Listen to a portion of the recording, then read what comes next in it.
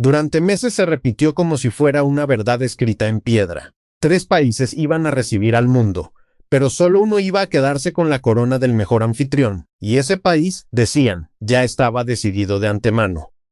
Estados Unidos tenía los estadios más grandes, las ciudades más conectadas, la maquinaria más aceitada para mover a millones de personas de un punto a otro sin que se les moviera un pelo. Canadá ofrecía orden, limpieza, seguridad, esa sensación de que nada podía salir mal. Y México, en ese reparto que muchos daban por hecho, aparecía siempre tercero, casi como invitado de relleno, como el socio menor que ponía la historia pero no el espectáculo. Entonces llegó una encuesta que recorrió medios de varios continentes, una comparación entre las 3 sedes que pretendía medir, fríamente, quién lo había hecho mejor. Estados Unidos ganó en infraestructura de estadios. Canadá ganó en seguridad y organización. Parecía el final esperado, el guión que todos habían escrito. Pero cuando llegó el turno de México, pasó algo que nadie tenía notado en la planilla. No ganó una categoría, ganó algo que ninguna categoría podía contener. Porque para describir lo que se vivió en México no alcanzó con una estadística ni con un casillero. Para México hubo una sola palabra. Una palabra que se repitió en idiomas distintos, en bocas de gente que jamás había pisado el país, en titulares de prensa que llegaron buscando una cosa y se encontraron con otra completamente distinta. Y esa palabra terminó dejando en ridículo a quienes habían apostado todo a que el espectáculo estaba en otro lado. Si esta clase de historias del Mundial te atrapa, suscríbete y activa la campana para no perderte ninguno de los capítulos que vienen. Para entender por qué este resultado golpeó tan fuerte, hay que volver atrás, al momento en que todo esto era apenas una expectativa. Cuando se confirmó que el Mundial de 2026 sería compartido por 3 países, el relato dominante se construyó casi solo. Estados Unidos llegaba con un arsenal de recintos imponentes, estadios pensados para el fútbol americano, con capacidades enormes, techos retráctiles, pantallas gigantes, una tecnología que parecía sacada del futuro. La narrativa era sencilla y poderosa. Ahí estaban los mejores escenarios del planeta, y un mundial, decían, se juega primero con los ojos. Canadá entraba con otro tipo de prestigio, el de la previsibilidad, el de las ciudades que funcionan como relojes, el de la sensación de que un visitante podía caminar tranquilo a cualquier hora. 2 candidatos sólidos, 2 propuestas que en el papel resultaban difíciles de discutir. Y en medio de todo eso, México cargaba con una etiqueta que lo perseguía desde hacía años, la del país que enamora, pero también la del país sobre el que pesaban todas las dudas. Se hablaba de logística, se hablaba de distancias, se hablaba de calor, se hablaba de inseguridad, se hablaba de 1000 motivos por los cuales la afición mundial, supuestamente, iba a preferir las sedes del norte. Había analistas que lo daban por descontado, que recomendaban a los hinchas extranjeros concentrar su viaje en las ciudades estadounidenses y pasar por México apenas de visita rápida, casi como una excursión exótica. La imagen que se vendía era la de un anfitrión con encanto pero con asteriscos, un lugar lindo para una foto pero no para confiar el corazón de un mundial.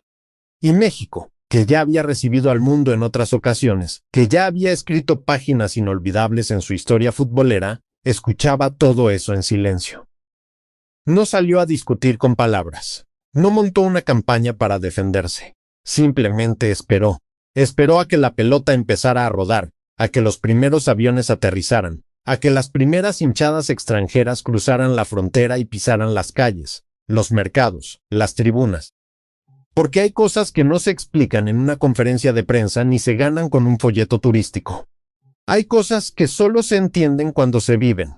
Y lo que estaba a punto de vivirse en las 3 sedes mexicanas, en la capital, en Guadalajara y en Monterrey, iba a desarmar pieza por pieza el relato que tantos habían dado por cerrado. El partido en el que el mundo empezó a darse cuenta no fue anunciado como algo histórico. Fue, en los papeles, una jornada más del calendario.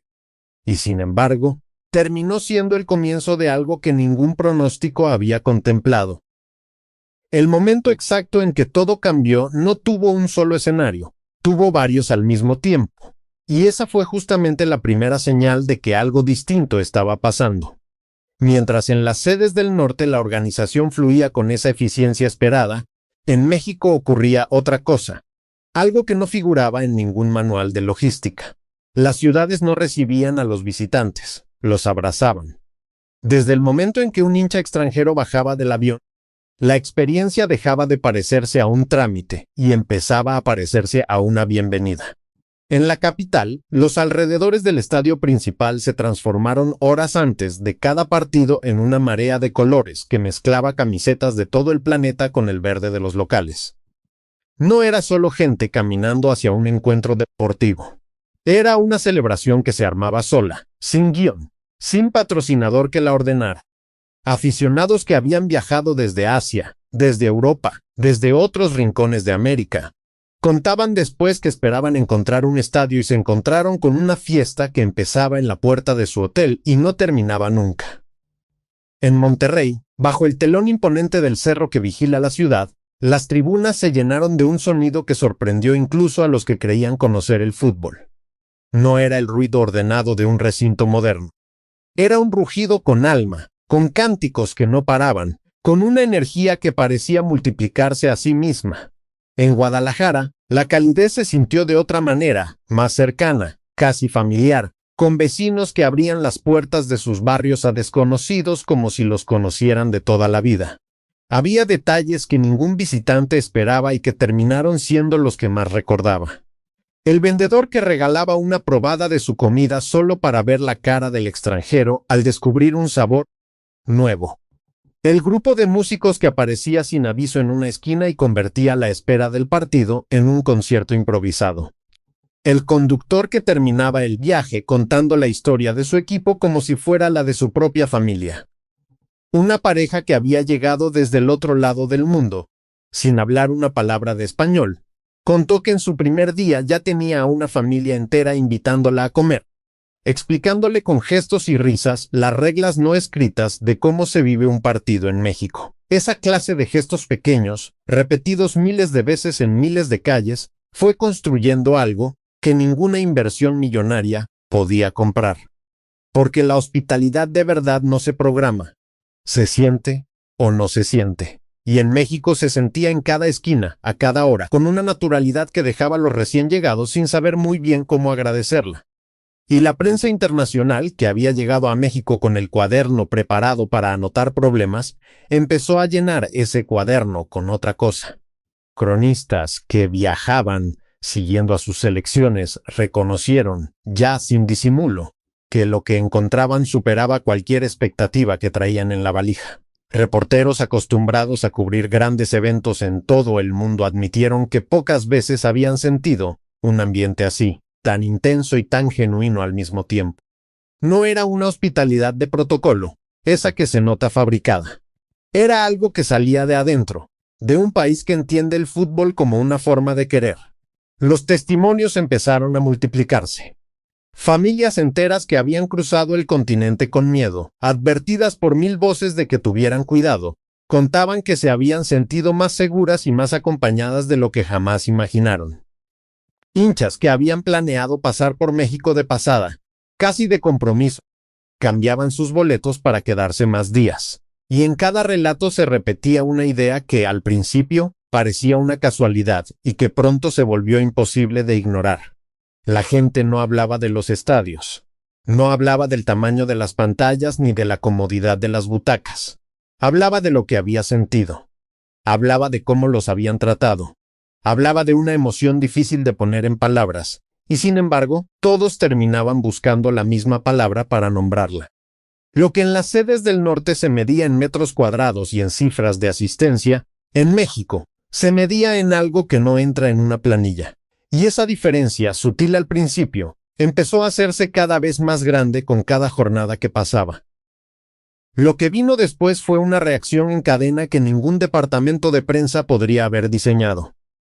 Porque cuando algo se siente de verdad, se contagia, y el ambiente mexicano se volvió tema de conversación mucho más allá de las fronteras del torneo. Empezó con los videos. Imágenes grabadas por los propios aficionados que mostraban calles convertidas en carnavales, tribunas que cantaban como un solo cuerpo, Extranjeros aprendiendo cánticos en español en cuestión de minutos. Abrazos entre desconocidos que segundos antes ni se habían visto. Esos videos cruzaron el planeta en horas. Lo que se compartía no era una jugada espectacular ni un gol de otro mundo. Era la atmósfera. Era el color. Era ese algo que hacía que cualquiera que mirara la pantalla quisiera estar ahí. Y mientras tanto, en las sedes del norte todo funcionaba en orden, pero faltaba ese fuego. La comparación empezó a hacerse sola, sin que nadie la forzara.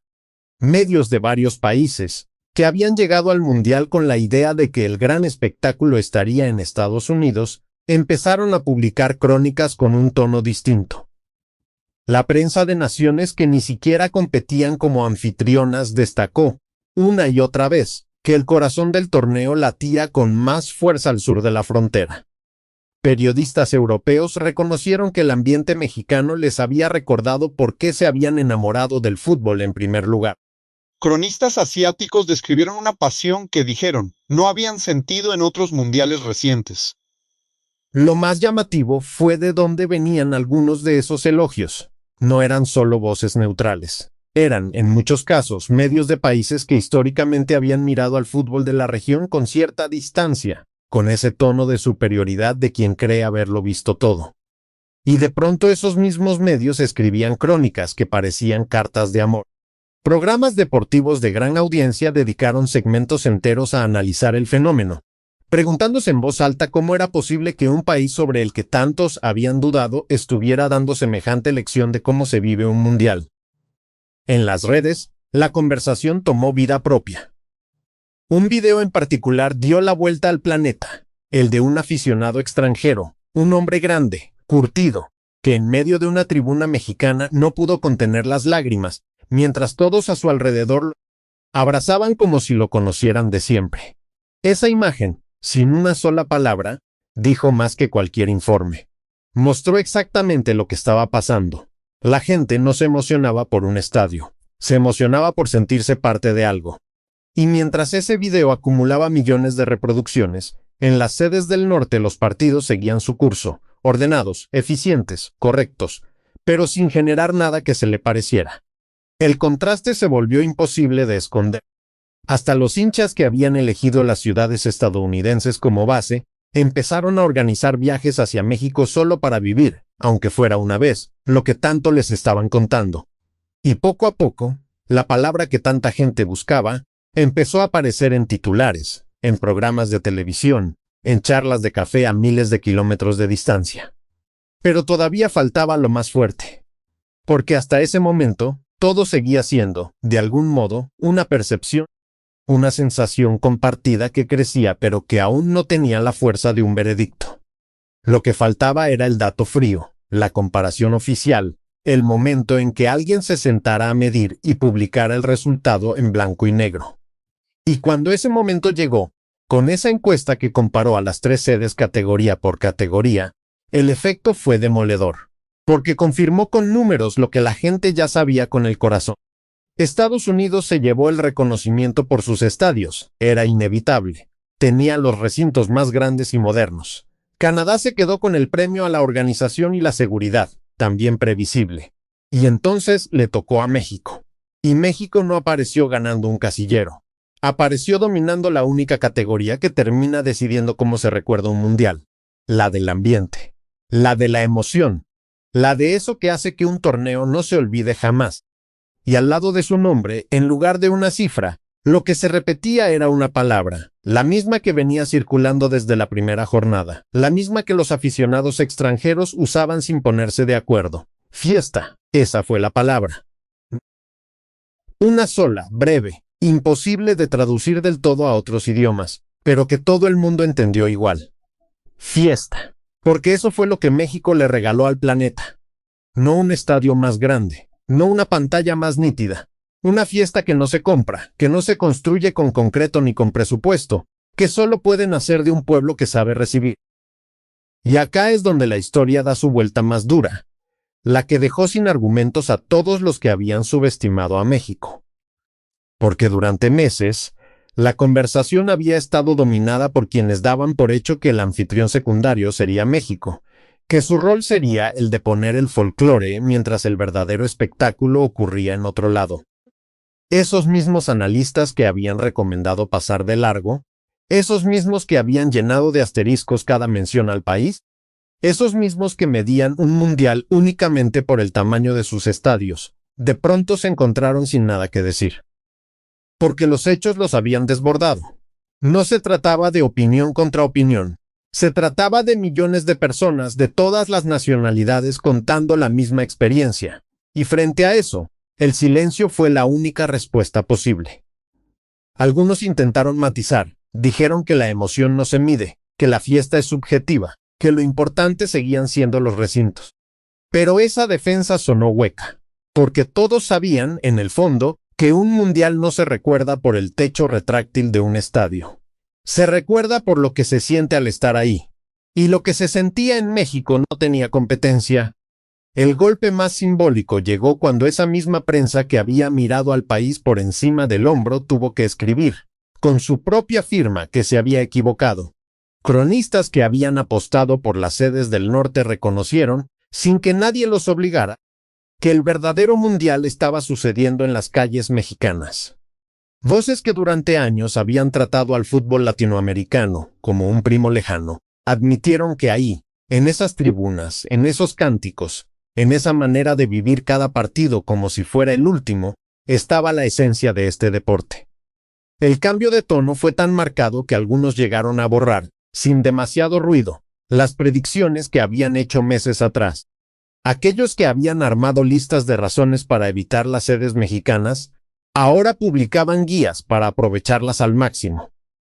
Los que habían advertido sobre cada riesgo posible, ahora recomendaban a sus lectores no perderse la experiencia por nada del mundo. Fue una de esas vueltas de la historia en las que la realidad termina riéndose de los pronósticos. Y lo más elocuente no fue lo que dijeron los que cambiaron de opinión, sino lo que dejaron de decir los que habían sido más duros. Esas voces que durante meses habían tenido un comentario filoso para cada mención de México, simplemente se apagaron. No porque alguien las callara, sino porque ya no tenían con qué discutir. Frente a millones de testimonios coincidentes, frente a las imágenes que recorrían el mundo, frente a una alegría que se desbordaba por todos lados, cualquier crítica sonaba mezquina, fuera de lugar, como quien insiste en buscarle un defecto a algo que claramente había conquistado a todos. Y en ese silencio incómodo de los escépticos hubo una forma de justicia. La de un país que no necesitó levantar la voz para que el mundo entero terminara reconociendo lo que valía. Y los hinchas de otros países, esos que habían dudado, esos que habían llegado con la guardia alta, se rindieron de la forma más hermosa que existe. Se rindieron quedándose, extendiendo viajes, aprendiendo a cantar en español, diciendo, muchos de ellos, que habían encontrado en México algo que no esperaban encontrar en ningún lado. Un segundo hogar. Esa fue la derrota de los escépticos. No una derrota a los gritos, sino una mucho más profunda. La de tener que admitir que se habían perdido durante todo ese tiempo lo que tenían delante de los ojos. El relato del mejor anfitrión, ese que daban por escrito antes de empezar, se desarmó solo. Y no lo desarmó una campaña ni un discurso. Lo desarmó la gente. Lo desarmó cada persona que cruzó la frontera con miedo y se fue con el corazón lleno. Lo desarmó cada extranjero que llegó pensando que México era apenas una escala y descubrió que era el destino. Porque al final, los estadios se llenan y se vacían, los récords de asistencia se anotan y se olvidan, pero la sensación de haber sido parte de algo irrepetible no se borra nunca. Y esa sensación, esta vez, tuvo un solo nombre y un solo lugar. México convirtió las dudas en envidia, y la envidia en admiración. Quienes habían apostado a que el espectáculo estaría en otro lado terminaron mirando hacia el sur, reconociendo que el alma del mundial había encontrado su casa. Y quizás eso sea lo más valioso de todo lo que pasó. Porque al principio de esta historia, México cargaba con el peso de las dudas, con la etiqueta del anfitrión menor, con la sospecha de que su lugar en el mundial era apenas decorativo. Y lo que demostró no fue que tenía los mejores estadios, porque no los tenía, ni que tenía la organización más perfecta, porque ese título se lo llevaron otros. Lo que demostró fue algo mucho más difícil de conseguir y mucho más imposible de imitar. Demostró que un país puede ganarse al mundo sin presumir, sin pelear, simplemente siendo lo que es, abriendo las puertas, recibiendo con los brazos abiertos, convirtiendo cada partido en una celebración y cada visitante en alguien de la familia. Y esa lección, la que México le dio al planeta, no se mide en una encuesta ni se guarda en una vitrina. Se lleva en la memoria de cada persona que estuvo ahí. Lo más impresionante es que esto recién empieza, porque el torneo sigue. Las jornadas más importantes todavía están por venir. Y si el ambiente fue así desde el comienzo, cuesta imaginar lo que va a pasar cuando la temperatura suba todavía más, cuando los partidos pesen todavía más, cuando cada resultado empiece a escribir el final de esta historia.